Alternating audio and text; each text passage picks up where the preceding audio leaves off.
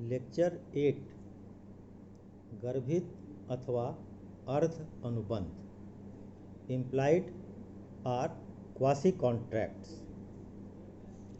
अभी तक हम लोगों ने ये देखा कि एक अनुबंध का निर्माण कैसे होता है, उसकी समाप्ति कैसे होती है।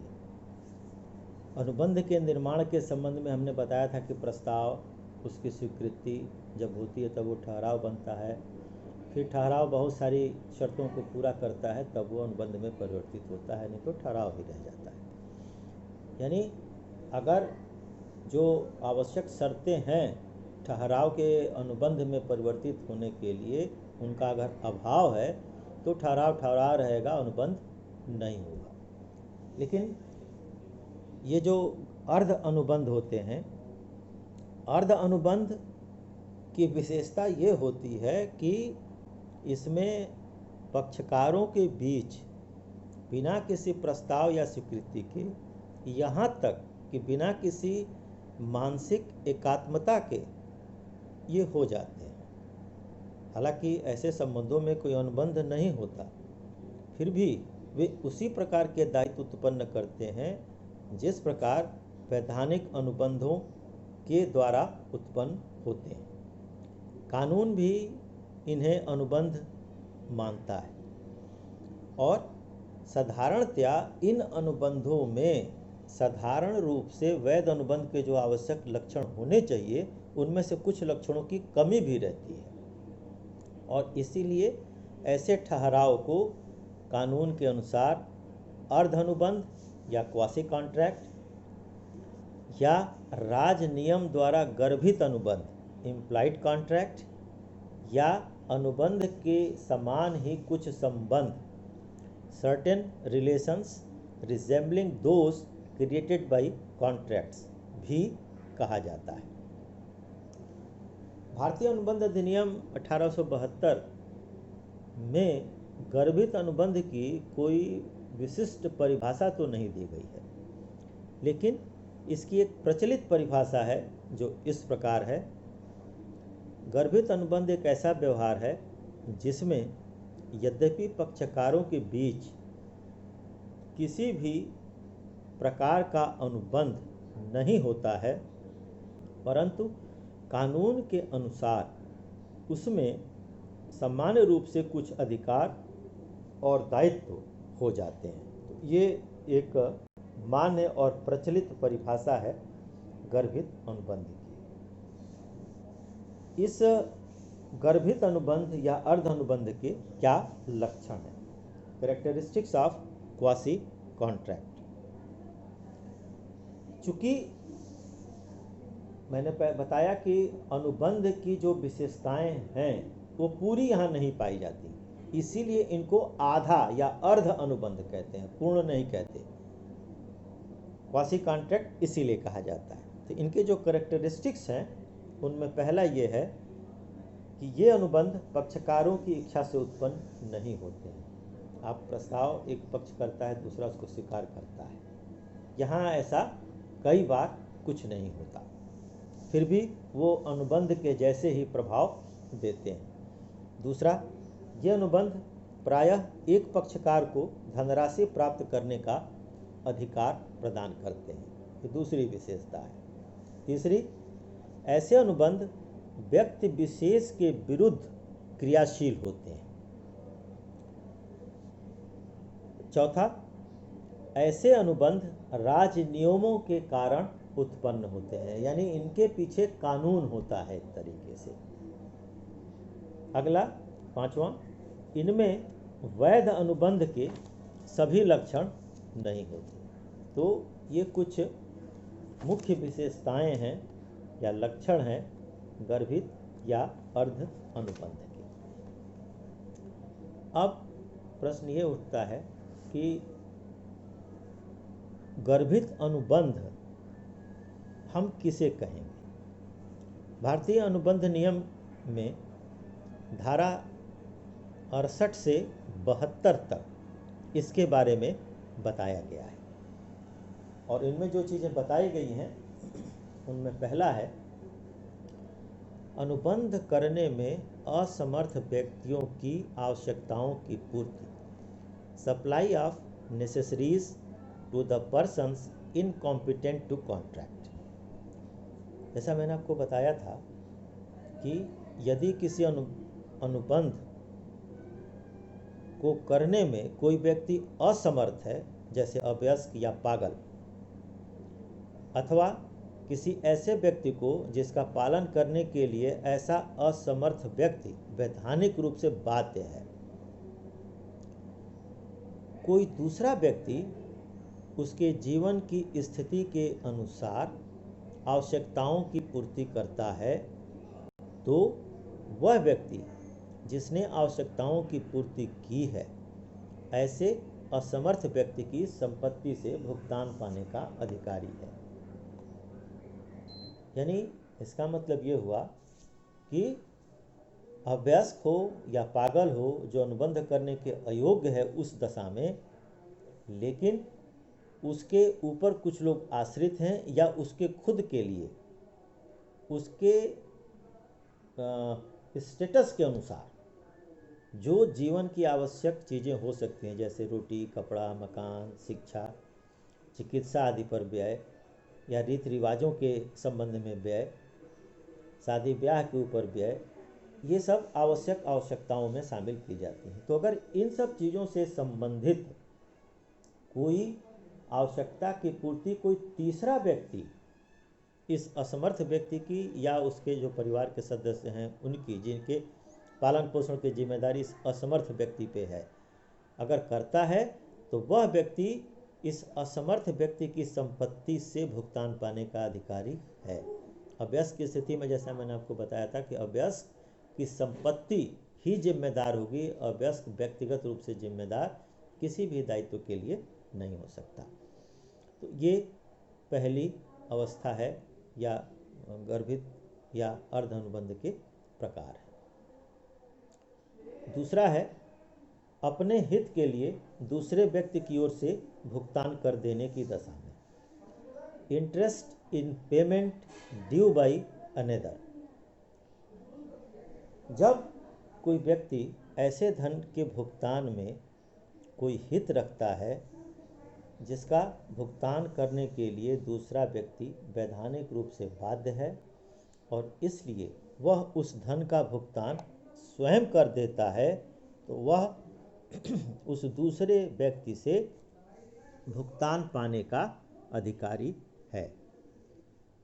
इसका मतलब ये हुआ कि कोई ऐसा भुगतान करना किसी चीज़ का जिसको कि वास्तव में करना तो दूसरे को चाहिए था, लेकिन अगर दूसरा वो भुगतान नहीं कर रहा है तो इसका असर पहले वाले व्यक्ति के ऊपर पड़ेगा। इसलिए पहले वाले व्यक्ति ने दूसरे वाले व्यक्ति के जिम्मेदारी को खुद लेकर के और उस चीज़ का भुगतान करता है, क्योंकि अगर वो भुगतान नहीं हुआ तो पहला वाला व्यक्ति भी उससे अफेक्टेड हो जाएगा। तो अगर पहले वाले व्यक्ति ने कुछ भुगतान किया जो वास्तव में दूसरे व्यक्ति को करना चाहिए तो पहला व्यक्ति को यह वैधानिक अधिकार मिलता है कि दूसरे व्यक्ति से जो कुछ भी उसने पेमेंट किया है उसकी भरपाई वो करा ले, उनसे वो पैसा ले ले। जैसे उदाहरण से हम बताएं आपको, मान लीजिए किसी मकान में किराएदार के रूप में रहता है, वह मकान मालिक है, लेकिन मकान मालिक वहाँ नहीं रहता, वो कहीं अन्यत्र रहता है, और बिजली का जो बिल है उस मकान का उसको मकान मालिक को भुगतान करना है। मकान मालिक बिजली के बिल का भुगतान नहीं करता और बिजली विभाग के लोग ड्यू हो जाने पर बिजली का बिजली काटने के लिए आ जाते हैं। तो ऐसी अवस्था में बिल का भुगतान मकान मालिक जो ब है उसको करना चाहिए था, लेकिन वो नहीं करता। अब अगर बिजली कट जाएगी तो जो किराएदार है उस मकान में रहता है, तकलीफ उसको होगी, इसलिए उसने बिजली के बिल का भुगतान कर दिया। जो करना चाहिए था ब को, वो जो किराएदार है उसने भुगतान किया। तो यहाँ पर चाहे इस बात की सूचना ने ब को दिया हो न दिया हो,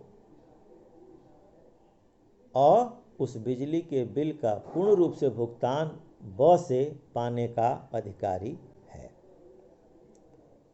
तीसरा, स्वेच्छा से किंतु मूल्य लेने की भावना से किए गए कार्य, वॉलेंटरी बट नॉन ग्रेचुइटस एक्ट्स, यानी कोई व्यक्ति किसी अन्य व्यक्ति के लिए वैधानिक रूप से कोई कार्य करता है अथवा उसे कोई वस्तु देता है और ऐसा वह बिना शुल्क के अभिप्राय के नहीं करता तथा वह अन्य व्यक्ति उससे लाभ उठाता है, तो वह दूसरा व्यक्ति प्रथम व्यक्ति के प्रति क्षतिपूर्ति करने के लिए अथवा वस्तु लौटाने के लिए बाध्य होता है। यानी अगर एक व्यक्ति ने दूसरे व्यक्ति के लिए कुछ काम किया और वह काम या उसको कोई वस्तु दिया, और इस काम को करने के पीछे या वस्तु को देने के पीछे उसका कोई उद्देश्य नहीं था कि ये मुफ्त में हम दे रहे हैं या मुफ्त में काम कर रहे हैं, तो ऐसी अवस्था में दूसरा व्यक्ति अगर उस वस्तु को रख लेता है या उस काम से लाभान्वित होता है, तो उसकी कीमत दूसरे व्यक्ति के द्वारा पहले व्यक्ति को चुकाना पड़ेगा। जैसे उदाहरण के लिए मान लीजिए एक व्यक्ति है जो अपने मित्र ब के घर जाता है और मान लीजिए उसने 5 किलो चीनी लिया हुआ है बाजार से अपने लिए। ब के घर गया, थोड़ी देर बैठा, बातचीत करके जब चलने लगा तो वो भूल गया चीनी लेना। ब को ये लगता है कि अ ने वो चीनी उसके लिए ले आकर के घर पे रख गया है, जबकि अ का ऐसा कोई उद्देश्य नहीं था। अ केवल चलते समय ब के घर से भूल गया उसको लेना, और ब उस माल को अपना निजी माल समझ करके उसका उपयोग कर लेता है। तो ऐसी दशा में ब अ को उस चीनी का मूल्य चुकाने के लिए बाध्य है, क्योंकि अ का उद्देश्य उसको गिफ्ट के रूप में, दान के रूप में देने का नहीं था।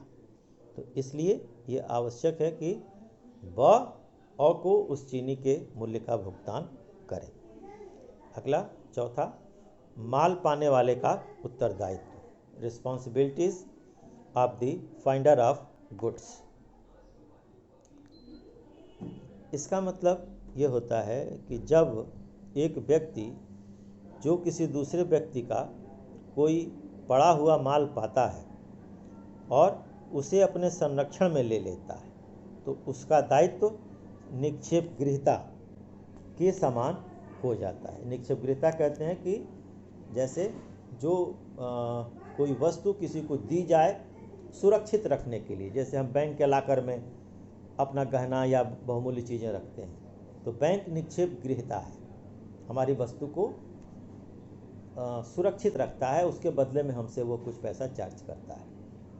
तो अगर किसी व्यक्ति को किसी दूसरे का पड़ा हुआ कोई सामान मिल जाए तो उसको उस वस्तु को सुरक्षित रूप से रख लेना चाहिए और उसके मालिक की खोज करके वह वस्तु उसको वापस करनी चाहिए। हाँ, अगर उसको उस माल को सुरक्षित रखने में उसको कुछ खर्चा करना पड़े या उसको मेंटेनेंस में कुछ उसका खर्चा लगे, तो ऐसी अवस्था में जो उस माल को सुरक्षित रखने में कोई व्यय किया जाता है उस पाने वाले व्यक्ति के द्वारा, तो वो सारा खर्च जो उस वस्तु की सुरक्षा के लिए किया गया, वह माल पाने वाला उसके स्वामी से वसूलने का हक रखता है। और जब तक इस व्यय का भुगतान माल के स्वामी के द्वारा नहीं किया जाएगा, वो व्यक्ति उस वस्तु को वापस नहीं करेगा, अपने पास रोक करके रख सकता है। ये उसको कानूनी रूप से अधिकार है। उदाहरण से इसको हम समझाएं। जैसे मान लीजिए कि अ की गाय भटक गई और भटक करके वो कहीं और चली गई। ब को वो गाय मिली, उसने गाय को अपने यहाँ रखा और 4 दिन तक उसको खिलाया पिलाया, और इस दौरान उसने उसके मालिक की खोज शुरू की। 4 दिन बाद पता चला कि उसका मालिक अ है। तो ब से कहता है कि आपकी गाय मेरे पास है, आके ले जाइए। तो लेकिन इन 4 दिनों में गाय को खिलाने पिलाने पर जो भी खर्च ब ने किया है, वो सारा का सारा खर्च ब अ से प्राप्त करने का हकदार है कानूनी रूप से। और जब तक अ ब को उसका पैसा नहीं देगा, ब उस गाय को अपने पास रोक के रख सकता है। तो यहाँ आप देख सकते हैं कि अ और ब के बीच में न कोई प्रस्ताव हुई, न स्वीकृति हुई, लेकिन फिर भी एक अनुबंध बना और अ कानूनी रूप से वो पैसा ब को देंगे। इसीलिए इसको अर्ध अनुबंध कहते हैं, क्वासी कॉन्ट्रैक्ट कहते हैं। ये पूरा नहीं है, लेकिन इसका इम्पैक्ट एक कॉन्ट्रैक्ट का ही है। एक फुल फ्लेज जो कॉन्ट्रैक्ट होता है, इम्पैक्ट इसका वैसा ही है। और अंतिम है, गलती से अथवा बल प्रयोग के अधीन धन अथवा माल की सुपुर्दगी देने की दशा में। पेमेंट ऑफ मनी और delivery of goods by mistake or under coercion. इसका मतलब ये हुआ कि अगर किसी व्यक्ति ने दूसरे व्यक्ति को कुछ राशि गलती से दे दिया या उत्पीड़न के जरिए वो राशि उससे ली गई, तो वो सारा पैसा वापस करना होगा जिसने इस तरीके से धन प्राप्त किया है। और इसमें पैसा भी शामिल किया जा सकता है। जैसे अगर इसको हम उदाहरण द्वारा समझें, मान लीजिए अ और ब ने संयुक्त रूप से 5,000 रुपया स से उधार लिया, तो जिम्मेदारी उस ऋण के चुकाने की अ और ब दोनों की है, क्योंकि संयुक्त रूप से ऋण लिया गया है स से। अब नियत तिथि पर मान लीजिए अ ने वो पूरा का पूरा रुपया स को चुका दिया। 5,000 रुपया जिसमें 2,500 अ को चुकाना था, 2,500 ब को चुकाना था। लेकिन अ सोचता है कि 5,000 हम स को दे दें और बाकी जो 2,500 है हम अपने मित्र ब से ले लेंगे। ब को इस बात का संज्ञान नहीं था कि अ ने पैसा पूरा चुका दिया। ब भी जा करके स को 5,000 रुपया दे देता है कि हम चुका देते हैं और अ से हम ये पैसा वापस ले लेंगे। तो यहाँ पर अ ने और ब ने दोनों ने अलग अलग 5,000 रुपया ले जा करके स को दिया। तो ये मनसा ये नहीं थी कि इनको 5 का 10,000 दिया जाए, ये गलती से पेमेंट हुआ, गलती से धन की सुपुर्दगी दी गई।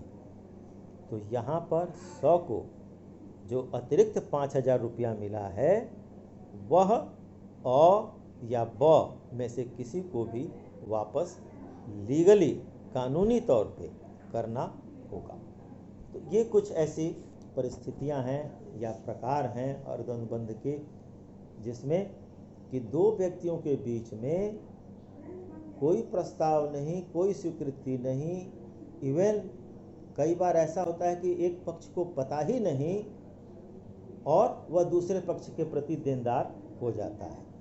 तो इसीलिए इसको क्वासी कॉन्ट्रैक्ट या अर्ध अनुबंध कहते हैं। इसमें जो प्रश्न बनेगा वो यही बनेगा कि अर्ध अनुबंध या गर्भित अनुबंध से आप क्या समझते हैं, इसकी क्या विशेषताएं हैं और इसके क्या प्रकार हैं। और इस तरीके से आप ये देख रहे हैं आप कि बिना मानसिक एकात्मता के भी कभी कभी अनुबंध हो जाते हैं और उसका इम्पैक्ट वही होता है जो एक मान्य